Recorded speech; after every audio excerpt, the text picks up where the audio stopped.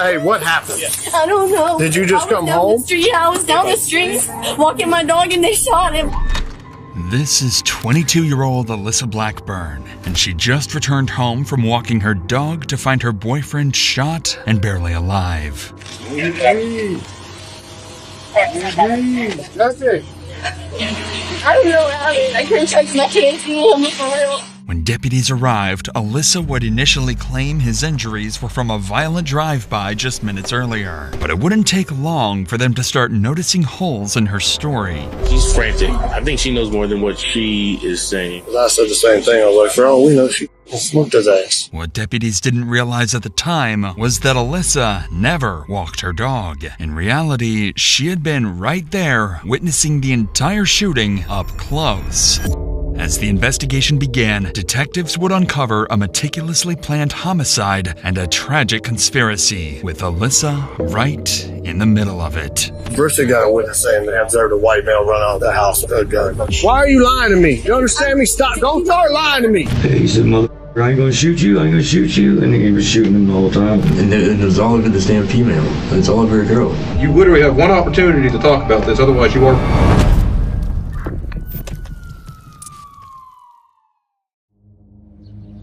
On October 29, 2022, the Escambia County Sheriff's Office received multiple 911 calls from frantic residents on the 1100 block of Medford Avenue. Earlier that morning, a driver in a black sedan had reportedly opened fire on a home in a small neighborhood. Hours later, at around 2:00 p.m., the sound of gunshots would be heard again, but this time followed by a young man's anguished cries for help. Quickly, officers were dispatched to the scene, racing to piece together what had just unfolded.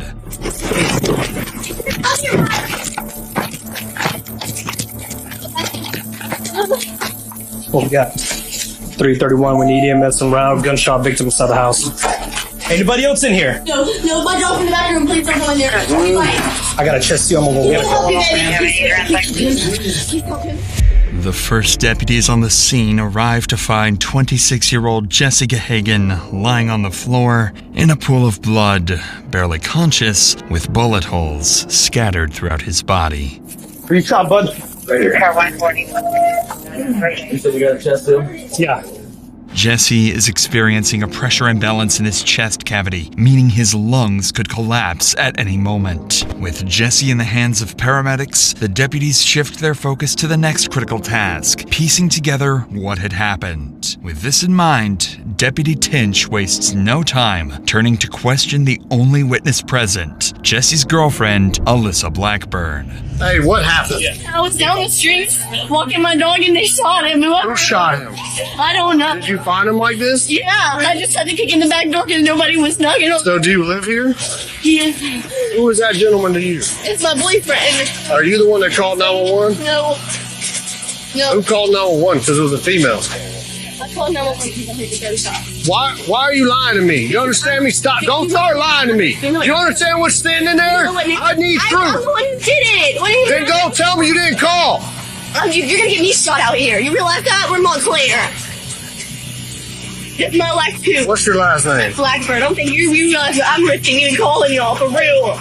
Right away, Deputy Tinch grew suspicious after noticing a flaw in Alyssa's account of the 911 call. However, considering the chaos of the moment, he knew it was possible she could be in shock and that her memory was distorted. But unbeknownst to the deputy, Alyssa would go on to provide more misleading statements, making her story even more suspicious. What's worth noting is that situations like these can be especially traumatizing for everyone involved, including those watching at home, just like you. If you've ever felt that you need help with mental health, you should know that there are always people you can reach out to. That's why I'd like to thank BetterHelp, the sponsor of today's video. I've partnered with them to help provide you with an easy and simple solution to therapy. Therapy has helped me overcome my anxiety, manage my stress levels, and become confident enough to build a team that helped grow this channel into over 2 million subscribers subscribers. Thank you guys so much, by the way. The biggest problem I found with therapy is that you usually have to go through a lot of therapists before finding the one that's right for you. BetterHelp makes this easy. With their 30,000 licensed therapists,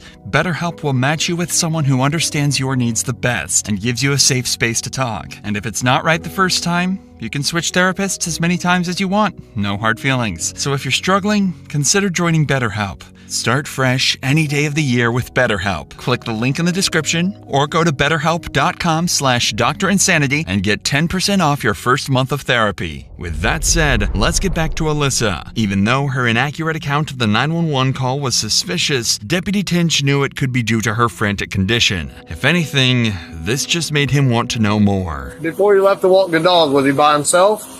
Yeah, no, there wasn't nobody else here. And he wasn't like that, right? No, he was not like that. He was fine. He was in the room. And he was not bleeding on the ground. Who else lives here? This is, I don't even know whose house this is. I just got here like 2 days ago. Real shit. I swear to God, I just moved here. All my stuff's in the back bedroom, but my dog's in there. According to Alyssa, the shooting occurred in the small window of time while she was walking her dog. But none of this would matter to her, as her boyfriend would be carried out in a stretcher unconscious. What, the glass, was it broken before you left? Was it out here when you left to walk the dog? Okay. Oh my God. Just step over here. Come on. It's likely Alyssa, in this moment, believed Jesse had passed away. First responders were using what's called a soft stretcher, not too different in appearance to a body bag used when the victim is dead. However, Jesse is still alive. He was suffering from multiple gunshot wounds and was slipping in and out of consciousness. He appeared to have been shot in the upper abdomen and leg and was in critical condition. As paramedics loaded Jesse into the ambulance, preparing to take him to the hospital, deputies could finally give Alyssa their full attention, as she was the only witness so far who could give them a lead. But soon, officers would begin to suspect that Alyssa wasn't the innocent victim she portrayed herself as. Is he gonna be okay? I don't know, honey. I'm sure he's talking to us. So yes, because he just gave us a bunch of information. Okay. I don't want nobody to see me. Oh my I can God. see you. Okay. Okay. Let's call your parents. Okay. Due to Alyssa's seemingly frantic condition, deputies were unable to get any more information from her beyond what she had already recounted. So in an attempt to make sense of the situation, deputies on scene began sharing the information they had gathered, and they quickly started to notice some intriguing details. So I wonder if earlier it was a drive-by. This was Target House, and then maybe somebody came back. Bro, it looks like they got shot in the house. That's what I'm saying. Yeah, they're casing dog. Yeah, that's what I'm saying. Whoever either they busted in the house or they know him and let him in the house. Yeah, but her time frame is way off, bro. That's the problem. Is she's like, I asked her who called. She's like, not me. I'm like, it was a female, honey. She was like, okay, I called. And then I said, stop fucking lying to me. This is serious. She's saying that she left to go walk the dog, came home to this. And the time frame is not 4 hours ago. Because she's saying she heard the shots. So it wasn't the... I guarantee you it was. We can find some cameras. Clearly, Alyssa's story wasn't adding up, and despite her exaggerated crying, officers were growing more convinced that she might have somehow been involved. But without definitive evidence to prove her role in the crime, these suspicions would remain as just that, suspicions, for now. So, officers, determined to find something concrete, would begin searching the neighborhood. That's when Deputy Brissette encountered a neighbor who would claim to have seen everything. I heard 2 gunshots about 10 o'clock this morning, and I saw a little black car come and go and come back. You know, I don't know if they had anything to do with it, but it was like they just took off from right over here. Did you hear some gunshots? Yeah, I heard 4 of them. Over here? I just seen a black boy and a white boy just get in the car, and I seen the white boy come out with the gun in his hand. What kind of vehicle? It's like a beat up, old school looking Toyota Camry. And he came out the door, he said, I told them just don't play with me. Was it a black boy or a white boy that got shot? White guy got shot. Ooh, the one that lived there. Tattoos. Yeah. Yeah, they always going I back and forth. With different people? Mm-hmm. Okay. Yeah. Have you ever seen that car in the area before, that white guy? Always there. The camera's always there? Yeah. What these witnesses just revealed was critical. According to them, shortly before the shooting, a beat-up Toyota Camry pulled into the driveway of Alyssa's house. Two men stepped out, one white, one black, and made their way towards the home. Additionally, one witness noticed something even more alarming. The white male was armed, and moments after they entered the house, gunfire erupted, echoing throughout the neighborhood. With this new information at hand, deputies could finally narrow their focus to two prime suspects, who for now would remain unidentified. As for Alyssa, her role in the investigation was still unclear. It still made no sense why she felt the need to lie about her story. And given Alyssa's emotional state, it was impossible to get anything valuable out of her, so her parents were allowed on the scene to help her calm down. In the meantime, deputies would notice the biggest flaw in Alyssa's story yet. She was in that fucking house. So she did it? No. Bristol got a witness saying that they observed a white male run out of the house with a gun. Oh, okay. This house is not just 2 days lived in. Hang on. Right. There's other people that live there. Right. So who are they? This deputy just picked up on a very important realization. The house Alyssa claimed she moved into with Jesse only 2 days ago looked well lived in, contradicting her entire story. With this new suspicious clue, Deputy Davidson devised a genius solution to finally determine if she was just an innocent witness or if she had a bigger role in the shooting. If I ask if lives here and she says no, she's lying. Why would she lie? Okay, I'm just gonna go for it. Does anybody else live here with you and Jesse? I don't know who lives here and who don't, because there's people here all in and out all the time. I'm not gonna lie to you. There's a dude named, I mean, he sleeps on the couch sometimes, I guess. I don't know. Because he was like, I've been letting you stay here because he stayed in tip. But the way they were talking, it sounded like he just got here. So you know what I mean? Like, they haven't been there that long. Alyssa finally cracks, admitting that one of Jesse's friends was living in the house with them. This is important because he could potentially be another witness to the shooting or even a suspect. Deputy Davidson would go on to press Alyssa for more information about this friend, but to no avail. And with nothing else to go on, deputies reached a dead end in their investigation. So far, they knew that two unidentified men had carried out the shooting of Jesse and fled the scene in a black Toyota Camry. They also discovered that others had been living in the house with Alyssa and Jesse, opening up possibilities for even more witnesses and suspects. Lastly, Alyssa's account of events had proven quite unreliable due to her frantic condition. So with the on-scene investigation at its end, Jesse clinging to life in the hospital, and Alyssa the only immediate witness, the next move was clear. Take Alyssa to the police station for a formal interrogation and get to the bottom of whatever she's hiding. An hour later, Alyssa and her mom would be transported to the police station and placed inside an interrogation room while detectives gathered all the evidence from deputies. Alyssa doesn't know it yet, but this interrogation would go far worse than she could have ever imagined. I swear to God! I swear to God! No! Don't touch me! Don't you touch me! There's no reason they have to talk to us by themselves. There's a camera in here. There's audio in here. We can hear everything. Yeah. There's no reason they have to talk to us by themselves. You're right.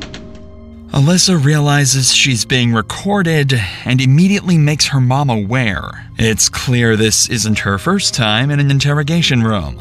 Unfortunately for her, the cameras would turn out to be the least of her worries. Detectives would walk into the room with a clear plan in mind, figure out why Alyssa lied. If they can press her on the details, she might slip, giving them a real shot at actually solving the case. David Preston, you know David? How do you know him? Experience. Experience? Yes. I got in trouble. Only 2 times I've been in trouble. I didn't want to even really. Gotcha. Well, I'm investigating Martinez. I work with David, so I know him. Yeah. That being said, we want to get some information as far as like how long you guys been living there, who lives like there. 2 days, 2-3 days ago.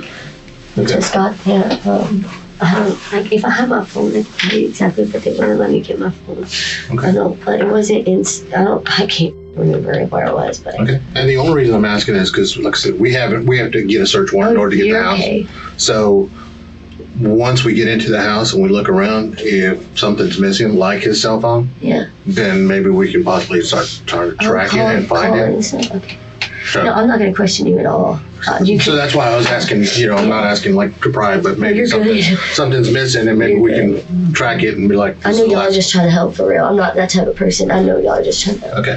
Alyssa has to be feeling the pressure at this point. She's told her version of events several times by now, and yet investigators keep asking the same questions. Perhaps that's why, after an entire afternoon of speaking to law enforcement, she finally gives them something substantial. All right, so it's just you and Jesse that live in that house? No, there's 2 males there and there's Jesse.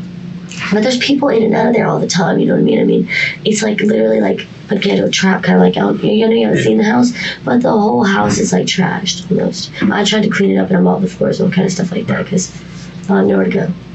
But there's a dude named Ian for sure. I know because he sleeps on the couch, and I know he was getting help from somebody. The dude who lives there, I guess, around a regular, trying to get off of drugs. Okay. Is he a black male, white male? He's white. Okay. Yeah, he's tall. He's real tall. He's like real tall to me. I'm like 5 foot. Alyssa confirmed that 2 other people lived in the house, noting that individuals are constantly coming and going, a detail that could suggest drug activities considering her previous statements and frantic behavior earlier. But most importantly, she mentions one of the roommates by name. If investigators can track him and the other roommate down, they may not have to rely solely on Alyssa's version of events, as it's obvious she hasn't been telling the whole truth. So the detective continues to question Alyssa in hopes of extracting another name. Start from what did you do today? This morning, from when you got up. I woke up on the couch and he was on the couch across from me, and Jesse was sitting in his chair. It's in the living room, whatever. I called my mom and dad because I was supposed to go over there. There's voicemails, you know what I'm saying, when you called him. I don't remember exact time. You called us? But the other dude that lives there, he wasn't there. He was supposed to be going to get a hotel room with a girl the night before, so he hasn't been there. Who's that? I think his name's... Okay. It starts with... Yeah, but he wasn't there at all. Alyssa doesn't realize it yet, but with the other roommate's name obtained, the investigation has already taken a sharp turn. The detective's top priority is no longer just her story. It's tracking down the roommates she previously lied about who could be key witnesses to the shooting. But before they could get to that, Alyssa and her mother would share one more major detail from the morning of the shooting. We go to my new house where we're building because we're moving into it. We just closed on it. So we go over there. She has somebody else come and get her to go through her paperwork for work and stuff like that because we're moving. And I don't know who it was. It don't work it out. Because I went to FedEx and stuff like that. And then I got... Did this person come pick you up? Did you call them to come pick you up, or they just showed up? It's a friend. I don't really know him like that, you know what I'm saying? Jesse doesn't like anybody to know where we stay at all because of what he does. And obviously y'all know what he does, you know what I'm saying? Because I told the police. I don't know if y'all talked to the police yet. Yeah, okay. Yeah. And what did they do? Sell drugs? Allegedly. I don't know. Well, it's important. I don't even know if I just used that right. Yeah, he sells drugs. He sells drugs. And what kind of car did this person pick you up? A black car. Yeah, I don't know what kind of car. It was just black. It's a older vehicle that doesn't even have the emblems on it. Did you see it? I didn't pay attention. Yeah, it was black. It was Looked like it was spray painted. Yeah, maybe. I don't know. It was. I know it was black though. I didn't like on Toyota or something like that. I don't know. It was definitely a small sedan. What's a sedan? I see the sedan's car, correct? Yeah. Yes, maybe. Okay. Well, that's I think it's 4-door. Alyssa's mother just described the same car that witnesses saw fleeing the scene, a black Toyota Camry. But what's even more crucial is Alyssa's own admission. She was in that very car after being picked up by a so-called friend. With this insight, detectives now have a major person of interest, whoever was driving that black Camry. Now their top priority is clear: identify this man. Yeah. What's his name, the guy that come and got you? I don't know him. That's what I'm saying. Well, how'd you call him? Jesse, I didn't call him. I said I didn't call him. Oh, he just showed up at the house? Yeah, my brother knows him, and Jesse knows him, and all kind of stuff like that. Like, he comes around all the time and hangs out with him. I don't associate myself with people that he does. I'm not allowed to even be at the house by myself. Is he white or black? He's white, for sure. Can you describe him to us? Well, he's kind of ghetto. I know he's ghetto. He's got tattoos. Yeah. You can tell he's been to jail. 20s, 30s? At least, like, his late 20s. Despite the vague description, detectives can now confirm the driver of the black Camry is a white male in his late 20s with tattoos. Combined with all the other information, these details are enough for detectives to begin searching. But before detectives wrap up Alyssa's interview, they would have to deliver the tragic news of what happened to Jesse. I did just get off the phone with the doctor's office, and he did not survive. God. No, don't you touch me. Where's my dad? Why he's not here? We can't leave. Can I leave? I swear to God, he didn't. You swear to God! No! Jesse Gahagan had died. Alyssa seemed truly upset at this news, even though she almost certainly expected his death, as detectives would come to find out eventually. But while it's not officially confirmed, all signs point to one chilling reality. This is, most likely, all an act, and it would be revealed soon.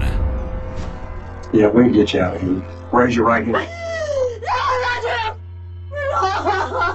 Somebody killed your boy. Yeah, I called the police! I tried to save his life! I tried to make him do better, bro! I tried, I'm the only one who gave a about him! No, I'm being serious, you don't get it! No, that nobody, I'm the only one who called the police when he overdosed twice, not even his mother gave him help by myself! No.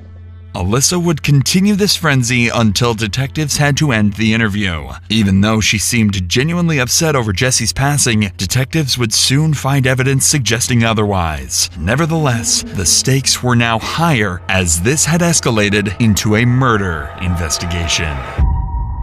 At this point, detectives still weren't sure exactly what Alyssa was hiding, but the interviews that followed would begin to reveal the truth.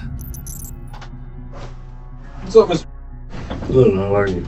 I'm Investigator Alvarez, the one that you ignored last night. Yes, sir. I know you got my text. This is one of Jesse and Alyssa's roommates. It's unclear how investigators first located him, but what is known is that he was initially reluctant to cooperate, ignoring multiple calls and texts from detectives. Perhaps he was hesitant to get involved, but when he finally agreed to an interview, he would deliver the biggest bombshell yet.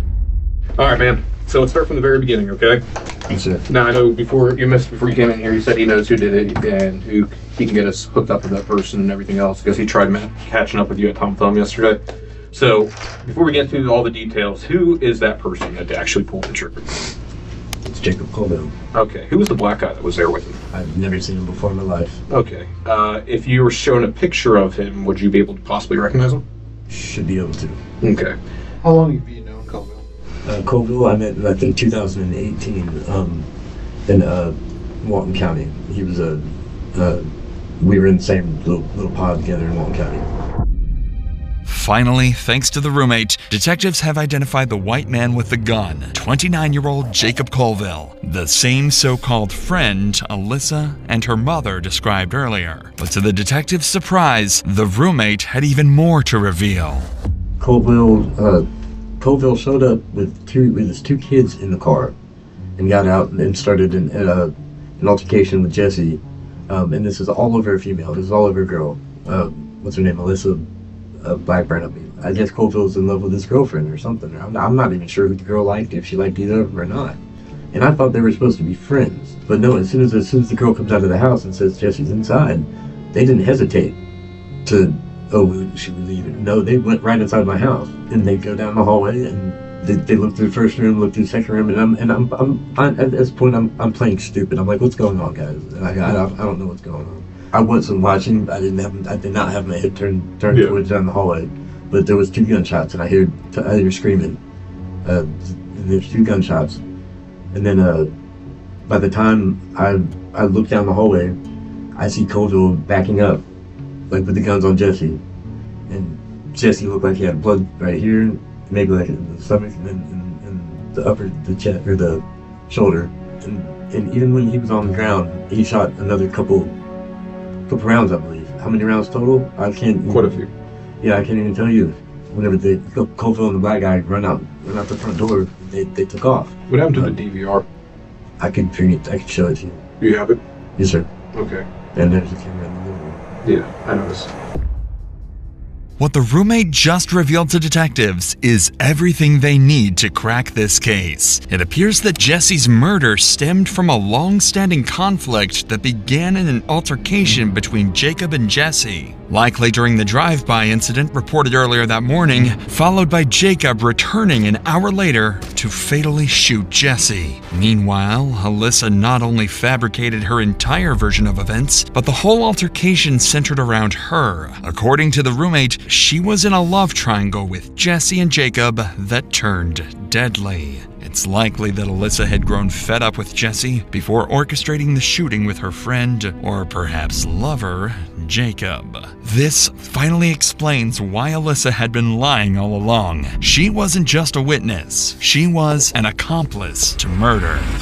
Fortunately, the roommate had the shooting recorded on surveillance camera and agreed to hand it over to investigators, providing them with undeniable evidence to bring the killer trio to justice.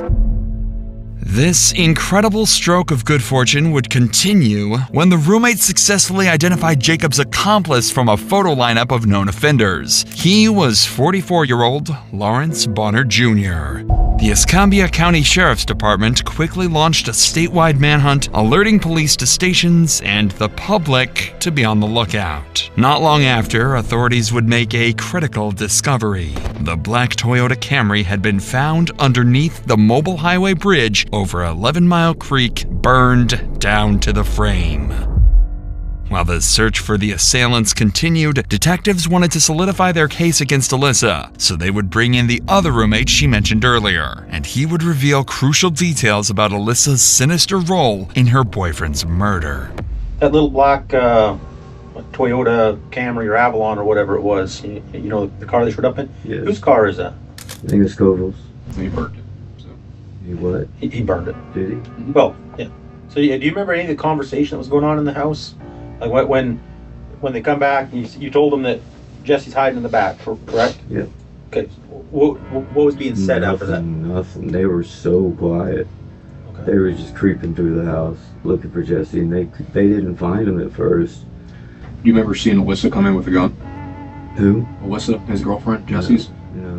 When she first walks into the house and you're on the couch, you know she's holding a gun because we have the DVR. Yeah, I did notice that. Colville did say to Jesse, he said, I ain't gonna shoot you, and he was shooting him the whole time, because Jesse would say that Colville would never shoot him, you know what I mean? And Colville shot. You know where Colville might be right now? I have absolutely no idea, man. Well, we already have one of the 3, so. Oh, do you? Yeah.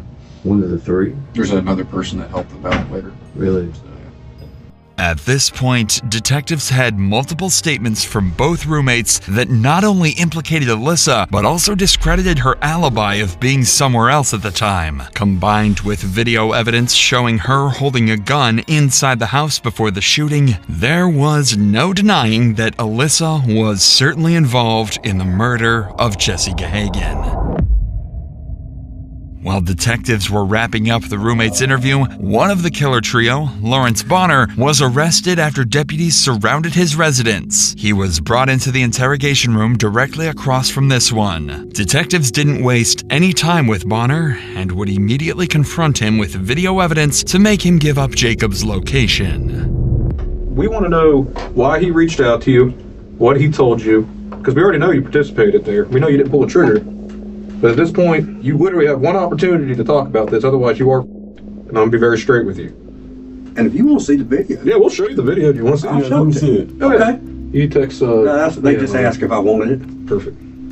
How is this gonna help me though, man? Why? Because you didn't pull the trigger. I mean, I see your face in there. But I'm still. I mean, you acting like what the going on? I'm still gonna end up going to jail. You are going to go to jail, but the difference is whether if you decide to be honest and to help out, and then hopefully the courts will show leniency that you've helped out and you've been honest, that ship went down fast or however it went down. But not saying nothing, that video makes you look guilty as hell, bro. It's cute. You ready? He looking for him, ain't found him yet. Oh, there you go. Oh, he dropped his pistol. Trying to get on him. You're like, what the Here, hold this gun. There you go. Now give me that gun. There you go. Oh, let me go ahead and finish him off right here. Snap. Snap. No, wait, he's not done yet, though. Oh, shit, my gun. Let me get it. Oh, damn. Oh, let me give him one more, which he did right there. So now you know we're not bullshitting. Which Hey, can I talk to my girl, man? And I'll talk to y'all, man. Now that Bonner understands the gravity of his situation, he agrees to share everything he knows with the detectives, starting with what the three of them did to Jesse. I really don't know him. But you know him by sight. You've seen him around. I seen him around. You know, he offered me a ride. I took the ride, right? Yeah, we put up at the house. The girl in the car, the girl, like, she was just like saying that the dude was selling, but something about the busted the windows or some shit like that though. And then old girl, she's knocking on the door trying to get in. Yeah. And then she comes back to the car and she throws something in the car and then she goes and walks her little dog. And then the rest of it's self-explanatory. We see the shots that happen and all that. Y'all walk back outside and y'all get in the car. And where's the girl? Does she get in the car with y'all? Yeah, she had them ran up. Okay. Bonner had just admitted his role in the shooting, going so far as to confirm that Alyssa had been present the entire time. Under pressure from the video evidence, Bonner would eventually confess to something even more damning. He had provided Jacob with the gun used to shoot Jesse. With that admission, Bonner officially became an accomplice to murder. Investigators would wrap up Bonner's interrogation and book him into jail. One member of the killer trio was down, 2 more to go. A week later, on November 5th, authorities tracked down Jacob Colville in Eustis, Florida, attempting to evade capture disguised in a wig, glasses, and makeup. But his cover didn't last long. An officer recognized him, initiated a traffic stop, and took him into custody. When finally apprehended, Colville was found with a loaded handgun and drugs in his car. He would reportedly state, "I don't regret it," when inquired about the murder. As for Alyssa, a warrant for her arrest was issued, and she was quickly apprehended, held in county jail without bond. While the killer trio's exact motives remained unclear, investigators determined that Colville, Blackburn, and Bonner were driven by a mix of personal vendetta and criminal intent. Their actions were likely tied to drug dealings and internal betrayals within their circle, leading them to see Jesse Gahagan as a liability that needed to be eliminated. Nearly 2 years later, in June 2024, Colville was sentenced to life in prison for the first-degree premeditated murder of Jesse Gahagan. Meanwhile, Lawrence Bonner and Alyssa Blackburn were also charged as principals to first-degree murder. As of this writing, both remain in jail awaiting trial. If convicted, they too will likely face life in prison without the possibility of parole.